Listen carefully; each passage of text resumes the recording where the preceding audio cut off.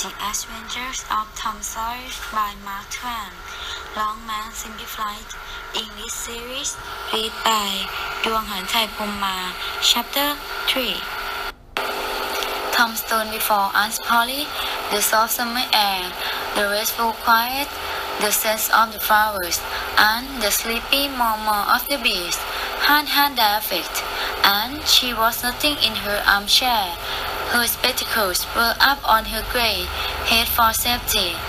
She thought that Tom had deserted long ago, and she wondered to see him play himself in her power again in this bold way. "May I go and play now, Auntie?" he said. "What? Already? How much have you done?" "It's all done, Auntie." "Tom, don't lie to me. I hate lies." "I'm not lying, Auntie. It's all done." Aunt Polly could hardly believe this and went out to see for herself. She would have been content to find a quarter of Tom's statement true when she found the entire fence whitewashed, and not only whitewashed, but carefully coated and recoated. She gasped with astonishment. "Well, I never! I must say you can work when you try, Tom. But it's seldom that you do try. Well, run along and play." She was so astonished at Tom's performance that she took him to the cupboard and picked out the finished apple for him. He danced out into the garden and saw this. In a moment, the air was full of lumps of earth. They flew round his ear, and before Aunt Polly could come to the rescue, 6 or 7 had hit him, and Tom was over the fence and gone. There was a great, but generally he was too short of time to make use of it. He was satisfied since he had punished Sis to the calling attention to the black thread and getting him into the trouble. As he was passing in the house where Jeff's Thatcher lived, he saw a new girl in the garden. She was a lovely little blue-eyed angel with the 2 long tails of yellow hair.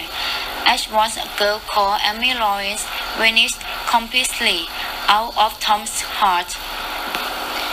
He worshipped this new angel till he saw that she had discovered him. Then he pretended that he did not know she was present, and began to act in all sorts of silly boyish ways in order to win her admiration. While he was in the midst of some dangerous tricks, he glanced aside and saw that the little girl was going towards the house. Tom came up to the fence and leaned on it, hoping that she would wait a little longer. Tom sighed as she put her foot on the doorstep, but his face lit up at once, for she threw a rose over the fence just before she disappeared. The boy ran round, picked up his tissue, and bottled it inside his coat, next to his heart, and next to his stomach possibly, for he was not quite sure where the one began and the other ended. All through supper, he was so gay that his aunt wondered why. She scolded him for throwing lumps of earth at Sis, but he did not seem to mind in the least. He tried to steal sugar under his aunt's very nose and got a tap on his fingers with a spoon. "Aunt, you don't hit Sis when he takes sugar?" he said. "Well, Sis doesn't worry me as you do. You would be always stealing sugar if I didn't watch you." Sis smiled in the self-satisfied way, and when the old lady went into the kitchen, he reached for the sugar basin. But his fingers slipped, and the basin dropped and broke. Now it was Tom's turn to smile, but he controlled his tongue and kept silent. He said to himself that he would not say a word. even when his aunt came in, but would sit perfectly still till she asked who has broken the basin. Then he would tell, and it would be delightful to see that model boys get a good beating. He was so wild with joy that he could hardly keep still when the old lady came back and stood above the broken pieces, looking angry over her spectacles. He said to himself, "Now she is going to insist," and the next instant he was flat on the floor. Her palm was uplifted to strike again when Tom cried out, "Hi, why are you hitting me? Sid broke it." Aunt Polly paused puzzled, and Tom looked at her for healing pity. But when she has recovered from her surprise, she only said, "Well, I'm sure you deserve it. No doubt you were in some mischief while I was in the kitchen." Then her conscience pricked her, and she longed to say something kind and loving, but she judged that this would be taken as a confession that she has been in the wrong, and discipline forbade that. So she kept silent and went about her housework with a troubled heart. Tom sat gloomily in a corner and nursed his sorrows. He knew through tearful eyes that she glanced tenderly at him now and again asking for forgiveness, but he refused to take any notice. He imagines himself laying on his deathbed and his bedding over him, begging for one little forgiving word. But he would turn his face to the wall and die without saying that word. How would you feel then?